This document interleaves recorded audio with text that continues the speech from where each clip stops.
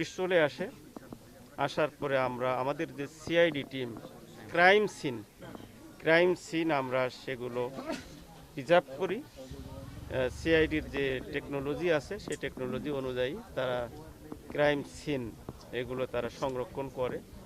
পরবর্তীতে আমরা সুরতহাল করি।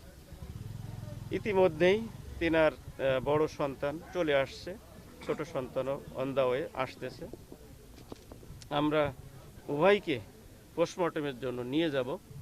তো এখন আমরা চেষ্টা করতেছি, অনেকগুলো বিষয় আমাদের মাথায় আসছে, সেগুলো আমরা নিয়ে কাজ করতেছি।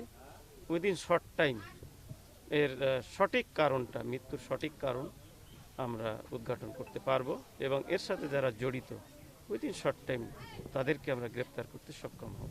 এটা খুনটা আমাদের যেটা মনে হচ্ছে পোস্টমর্টেম হলে পোস্টমর্টেম রিপোর্টই সেখানে স্পষ্ট থাকবে। তবে যেটা আমাদের ক্রাইম সেন্স যেটা সেখান থেকে আমরা বলতে পারি যে আমার কাছে মনে হয়, আমার সিনিয়র স্যারও আছেন, স্যারও অ্যাডিশনাল ডিআইজি রংপুর রেঞ্জ, স্যারও দেখছে, স্যার আর আমি একসাথে আসছি। তো আমাদের কাছে যেটা মনে হচ্ছে সেটা হয়তো রাতের প্রথম ভাগে, অর্থাৎ সুবর্ণা তিনি কিন্তু কিচেনের ভ্যাসিনের পাশেই উনি থালাবাটি ধুচ্ছিলেন, এটা স্পষ্ট বোঝা যাচ্ছে।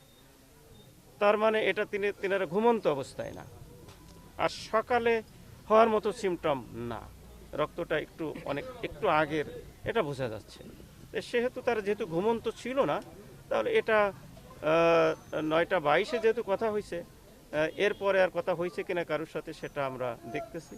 তো 9:30 পর থেকে 11টার ভিতরে হতে পারে ওনারা খাবার খায়, এরকম টাইমে 9:30 10টার দিকেই খাবার খায়।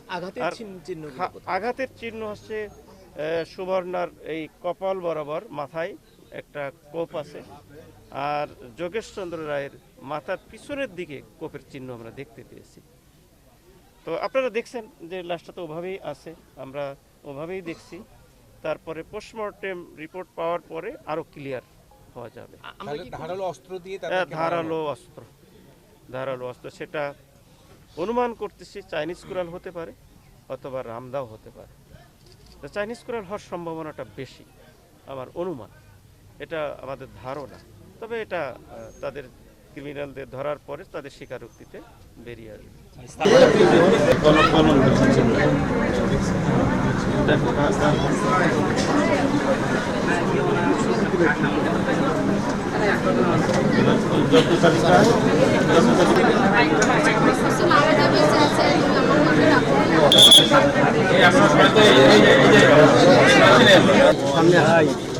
রাফি